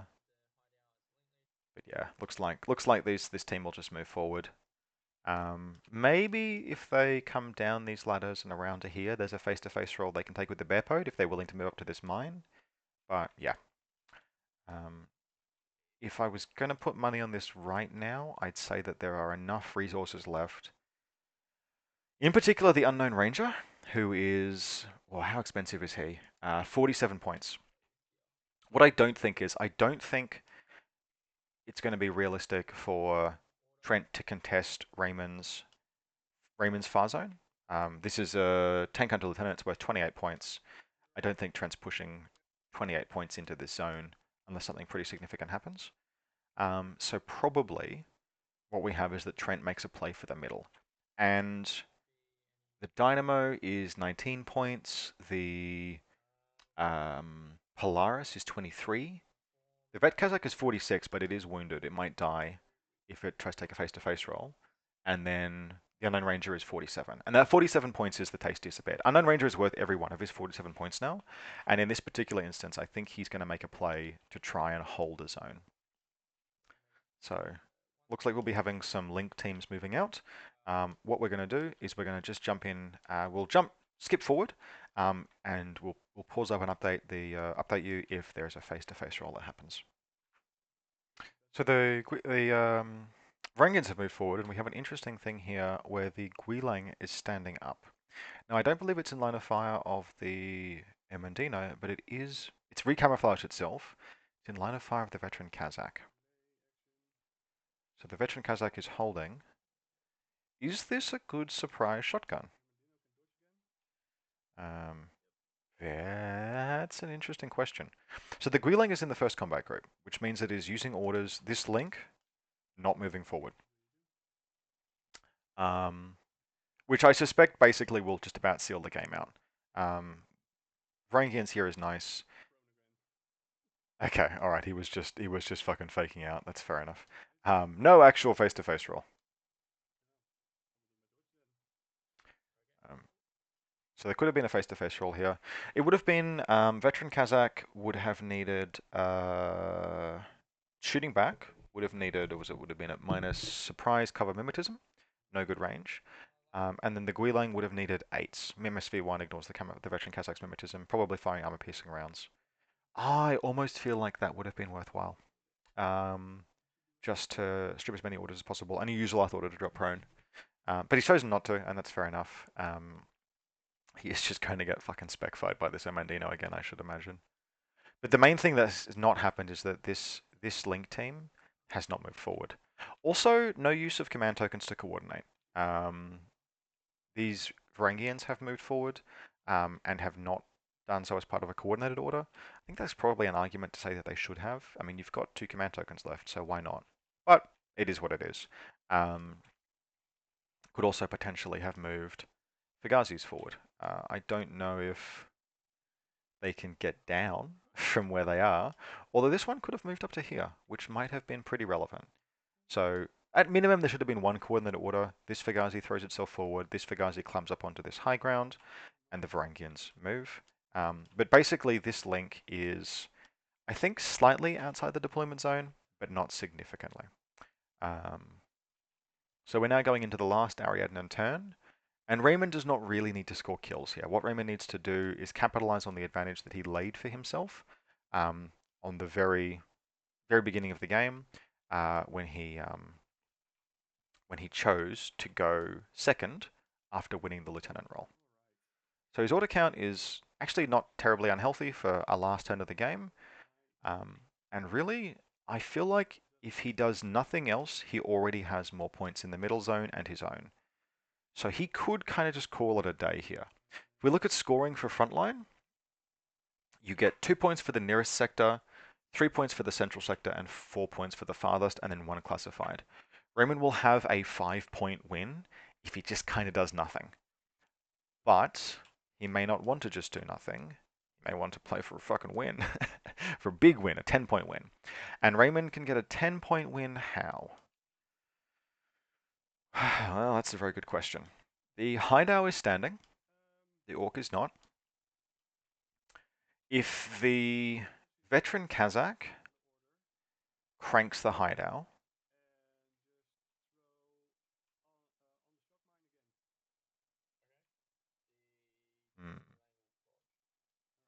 so another irregular spec fire on the Guilang, just looking to kill it. Guilang takes a hit. It happened again. So Guilang, armor 1, good chance of dying here. The mine also, but so let's see if the Guilang cops it. He does. So that's a tasty 20-something points out of the midfield gone. The mine also is hit, but it really does not matter. Mine passes its save.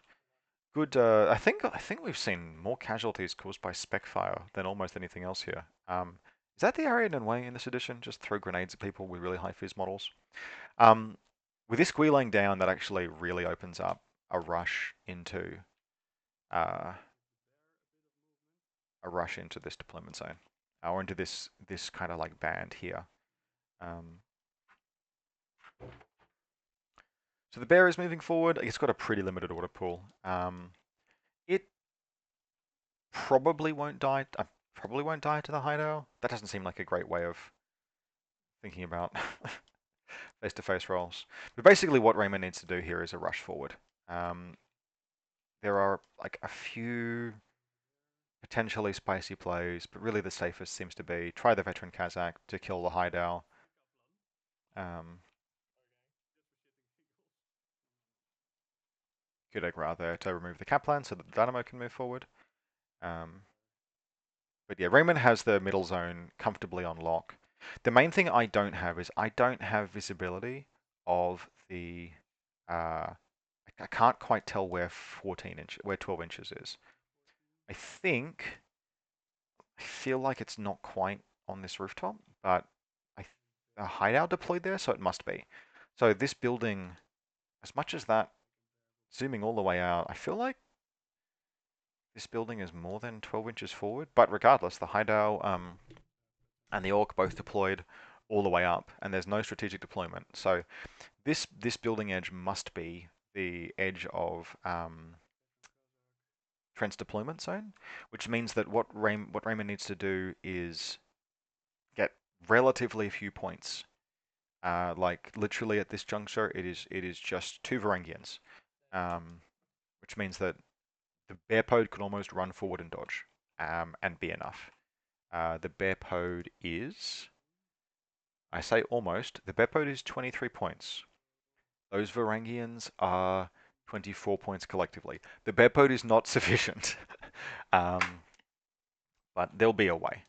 And like again, the gunfight can happen. Just take down the hideout. Now the other option is that I'm getting this distance wrong because I would swear that this building is a little more than 24 forward. It's a little more than 12 inches forward, but we'll see what happens. So the veteran Kazakh is standing. It's their battle shall be legendary. Let's see how this goes. Cool. So 3 hits land on the hideout, which rolls a miss, and a hit. So the hideout is dead, and that really should seal the game out, because a 7 is not going to do it. So it drops all the way to dead through no wounding cap, which means at this juncture, I think all of Raymond's remaining orders are used to bomb the zone, but we will see. So Raymond has basically moved the unknown ranger forward and is pontificating excessively. Nothing can see you, Raymond. There are just a pair of Varangians. They cannot possibly kill you. Just run for the zone. You're worth more points than God. It seems like he's doing that.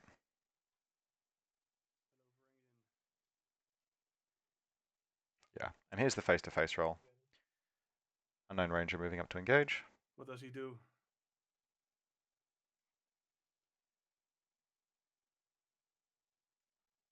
He will dodge. Makes sense. Great, then I will fire with my AP Spitfire. Yep. So a good chance this will kill the Varangian, but it's not super important. In Raymond's shoes, depending on how sort of comfortable I was with the positioning of things, you'd want the unknown ranger kind of like maybe to end up Shoot 4 times. like about here somewhere, but really at this juncture it's just get yourself forward, make sure the zones are all secured. The Guilang's finally down. Yeah, dead Varangian. Only just actually. But yeah, this is the conclusion of the game. So we will sort of sit and watch as it plays out, but we can sort of do the math here, and it would be frankly astounding, and I will have to have gotten the zones very, very wrong. But it looks pretty much like what we have here is a very well played 10-1 win. Yeah. Uh, He's got the central zone. He's got the Unknown Ranger in the zone. The Unknown Ranger is, I believe, more expensive than this Orc. The Orc clocks in at 37. The Unknown Ranger clocks in, yeah, significantly more. This Varangian is in the probably in the middle zone, where it is comfortably outpointed by this bear and this dynamo. And then, of course, the Tank Hunter Lieutenant has not really done anything all game. It's just moved forward and been points in zones. And it should be outside the zone. Now, the only way that this could be like a real everything goes wrong, horrible, horrible failure is if it turns out that Raymond is not controlling his own zone, Yeah. because there's like exactly 12 inches here. But I think we'll find that this is about, yeah, 12 inches to just past where the Vet Kazakh is in. So some moving around, some faffing around. But we can expect this to be a pretty well played 10-point win. With 1 point to Trent having done is classified. Really liked both of the lists. I think we're beginning to see the emergence of sort of modern Ariadna. Um, we will probably see a bit more what I see from Raymond's list, and sort of you've got some good hit pieces, some good camouflage, some good like mix of everything, and then a few really striking, unique elements like Margot and Duroc. I think this was a real like strutting of the things that the things that vanilla Ariadna can do, and the like the gunfighting elements that have sort of been preserved and stuck. Like Unknown Ranger, veteran Kazakh held through the entire game, scored useful kills. Again, how many points each 6 point cheerleaders hanging out at the back, and then of course the bear and the bikes. Dynamos especially actually. This Dynamo paramedic profile is just really really nice with a minder sensor, a smoke grenade launcher, BS-12 dogged. It's fast. This is a piece that is not expensive either. Clocking in at 19 points and half in SWC for the paramedic. The 18 points for a forward observer with a rifle and an assault pistol, which would be better if the paramedic wasn't so useful. It's incredibly useful in Ariadna. And then there's even a cheaper 15-point Panzerfaust submachine gun that you might occasionally take if you needed the SWC. So yeah, look, very well played. We will hang around until the end to see, whether or not something goes horribly wrong in terms of zones. But this looks like it's well secured by Ariadna. As always, if you are interested in having your games commentated, please reach out. This is the beginning of, I think, RAL Season 4, which is kicking off officially tomorrow. But this grudge match is basically opening up the season. And a well-fought, bloody game by both players. Really wonderfully played, really interesting lists. I think the White Company list was great. I think the Ariadne list was really awesome to see. So well done both players. And we will hope this will go up on two different channels. It'll go up on the RAL channel and it'll go up on the just my standard channel. Hope people enjoy it and stay tuned for more.